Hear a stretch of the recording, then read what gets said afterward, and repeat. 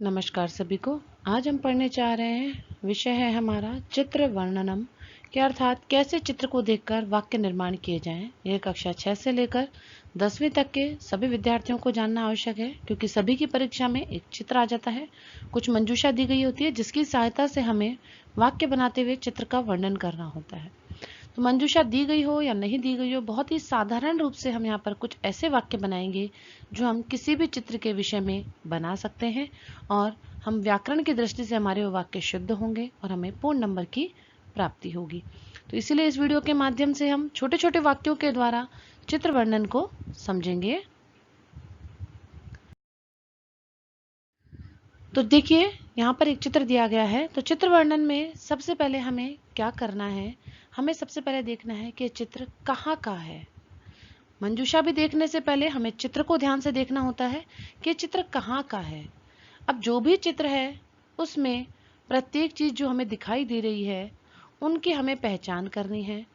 जैसे इस चित्र में पेड़ हैं, नदी है, पक्षी हैं, पुष्प हैं आदि हैं, और फिर उनकी संस्कृत के नामों से परिचित होना है। जैसे पेड़ को वृक्षा कहा जाता है, नदी को नदी, पक्षी को कगा कहा जाता है, पुष्प को पुष्प भी कहा जाता है। इस प्रकार अन्य भी हमें यदि कुछ दिखाई देता है, भल्लुक है, हिरण है, शशांक है, तो उन्हीं तरह के नामों को हमें संस्कृत में पहले समझना है।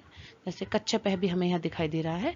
तो इस तरह इस पिक्चर में दिखाई देने वाली जितनी भी हमें चीजें नजर आ रही हैं, उस चित्र को समझना है, उनको संस्कृत में उनके नामों को भी हमें देखना है।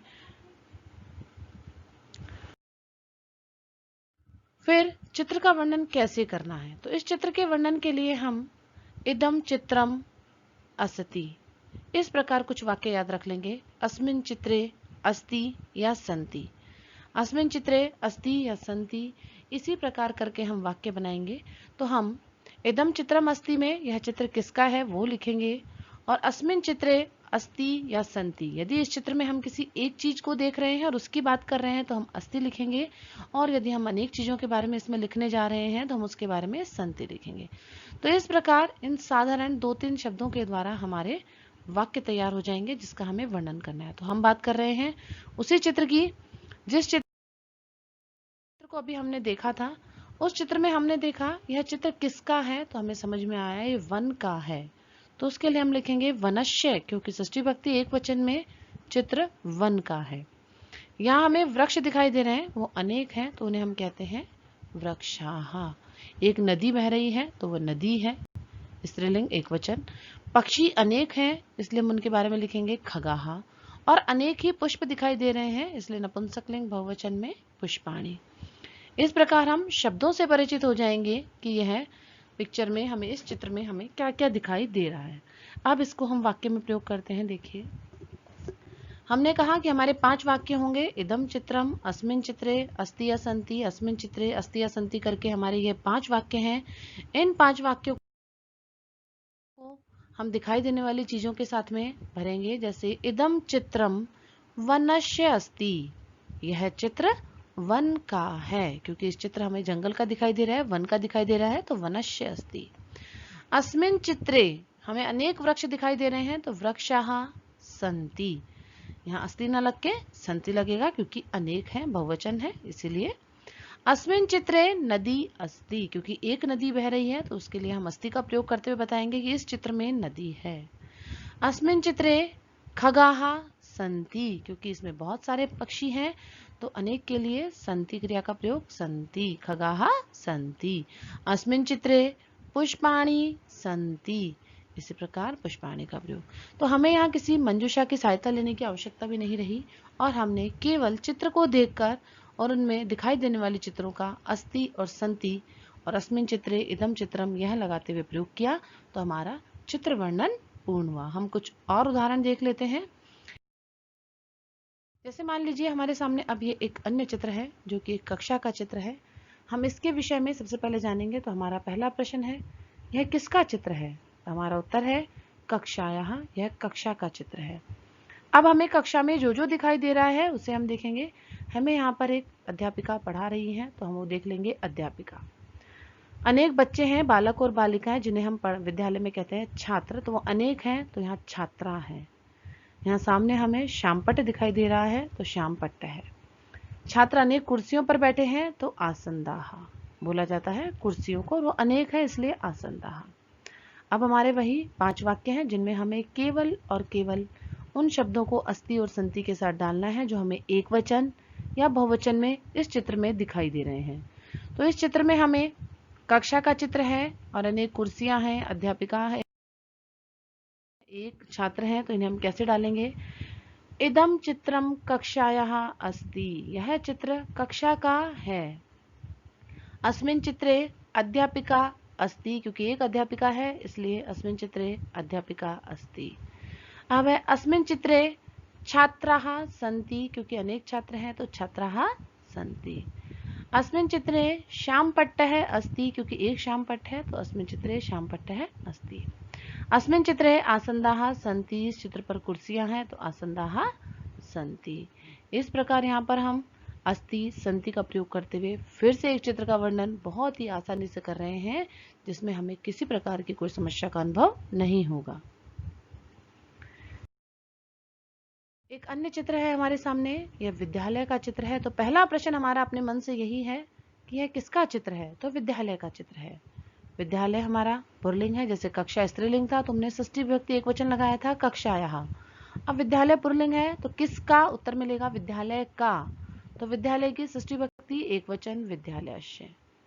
फिर हमारे वही खाली स्थान है हमारे सामने, अस्मिन् चित्रे अस्ति या सन्ति, इसका प्रयोग करना है। तो यहाँ हम क्या क्या देख पा रहे हैं? हम यहाँ पे फिर से अनेक बच्चों को देख रहे हैं तो हमने लिखा छात्राः। यहाँ हमें एक भवन दिखाई दे रहा है विद्यालय का तो उसको हमने लिखा भवनम, क्योंकि वो एक है। अनेक पेड़ दिखाई दे रहे हैं तो हमने लिखा वृक्षाः। और यहाँ हमें बादल भी अनेक दिखाई दे रहे हैं तो मेघाः। इस प्रकार हमने इसमें दिखाई देने वाली चीजों के स्त्रीलिंग, पुल्लिंग, नपुंसकलिंग, एक वचन, द्विवचन, बहुवचन को यदि हमने समझ लिया तो इसी को हम अब वाक्य में प्रयोग करेंगे। हमारे वही 5 वाक्य हैं जो पहले थे, केवल हमें उसमें हमारे यहाँ पे दिखाई देने वाली चीजों को रखना है। तो इदम चित्रम अस्ति, तो हम कहेंगे इदम चित्रम विद्यालयस्य अस्ति, यह चित्र विद्यालय का है। अब इसमें बहुत सारे छात्र हैं तो अस्मिन् चित्रे छात्राः सन्ति। इस चित्र में एक भवन है तो अस्मिन् चित्रे भवनम अस्ति। चित्र में अनेक वृक्ष हैं तो अस्मिन् चित्रे वृक्षाः सन्ति। और अनेक बादल हमें दिखाई दे रहे हैं तो अस्मिन् चित्रे मेघाः सन्ति। एक अन्य चित्र है, यह पुस्तकालय का चित्र है। पुस्तकालय में हमें यहाँ पर जो जो दिखाई दे रहा है उसे हम लिखेंगे। तो सबसे पहले हमने पहचाना कि यह पुस्तकालय का चित्र है तो उसके लिए पुस्तकालस्य। यहाँ अनेक लोग हैं, स्त्री, पुरुष, बच्चे, तो इसके लिए हम कहेंगे लोग अर्थात जनाः। यहाँ अनेक लोग हैं तो जनाः। हमें एक घड़ी दिखाई दे रही है तो घटिका। पुस्तकालय है तो अनेक पुस्तकें दिखाई दे रही हैं तो पुस्तकानि। और कुर्सियां भी हमें दिखाई दे रही है तो आसन्दाः। इस प्रकार हमने यहाँ पर चीजों को पहचाना। अब इनका हम वाक्य में प्रयोग करेंगे। हमारे वही 5 वाक्य हैं तो हम कहेंगे इदम चित्रम पुस्तकालयस्य अस्ति, यह चित्र पुस्तकालय का है, षष्ठी एकवचन। अस्मिन् चित्रे जनाः सन्ति, इसमें बहुत सारे लोग हैं तो अस्मिन् चित्रे जनाः सन्ति। अस्मिन् चित्रे घटिका अस्ति, क्योंकि इस चित्र में एक घड़ी है तो घटिका अस्ति। अनेक पुस्तकें हैं तो अस्मिन् चित्रे पुस्तकानि सन्ति। अनेक कुर्सियां हैं तो अस्मिन् चित्रे आसन्दाः सन्ति। इसी प्रकार एक अन्य चित्र है, यहाँ पर कुछ बच्चे हैं, आकाश में पक्षी हैं, यहाँ पर भी अनेक पेड़ हैं, बच्चे पानी डाल रहे हैं। और इस प्रकार हमने इस चित्र को यहाँ पर देखा। और यह चित्र जो है वो हमें किसका नजर आ रहा है? एक उद्यान का चित्र नजर आ रहा है। तो इसे, और यहाँ पर क्या कर रहे हैं बच्चे? उद्यान में वृक्षारोपण कर रहे हैं। तो यह चित्र किसका हुआ? उद्यान में वृक्षारोपण का हुआ। तो इसके लिए हम वाक्य बनाने के लिए क्या करेंगे? इन्हीं शब्दों को पहले हम देखेंगे। तो आकाशे अर्थात आकाश, यहाँ पर हमें वृक्षारोपण दिखाई दे रहा है, चित्र वृक्षारोपण का है तो वृक्षारोपणस्य। पक्षियों को हम कहते हैं उत्पतंती, उड़ना। जलेन अर्थात जल के द्वारा। सिंचती, सींचते हैं। पादान, पौधों को। खगाहा, यहाँ पर पक्षी। और वृक्षाः यानी अनेक वृक्ष। तो हम इसको अब वाक्य का प्रयोग करेंगे। हमारे उन्हीं 5 वाक्यों के साथ हम देखते हैं कैसे प्रयोग करते हैं। तो इदम चित्रम वृक्षारोपणस्य अस्ति, यह चित्र वृक्षारोपण का है। अस्मिन् चित्रे खगाः आकाशे उत्पतन्ति, क्योंकि हम जानते हैं कि आकाश में उड़ रहे हैं, तो हमने एक अलग क्रिया बदल दी इस बार। अस्मिन् चित्रे खगाः आकाशे उत्पतन्ति। छात्राः पादपान् जलेन सिंचन्ति, छात्र पादपों को जल से सींच रहे हैं। अस्मिन् चित्रे छात्राः वृक्षारोपणं कुर्वन्ति, वृक्षारोपण कर रहे हैं। अस्मिन् चित्रे वृक्षाः सन्ति, इस चित्र में वृक्ष हैं। तो इस प्रकार हम साधारण तौर पर 5 वाक्य जो हमने बताए उस आधार पर भी हम चित्र का वर्णन कर सकते हैं, और हम कुछ कर्ता कारक के नियमों को समझते हुए भी चित्र का वर्णन कर सकते हैं। तो इस प्रकार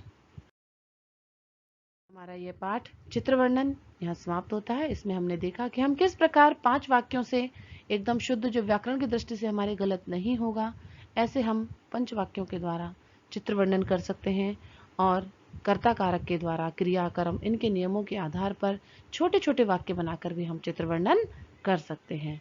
धन्यवाद है। नमो नमः।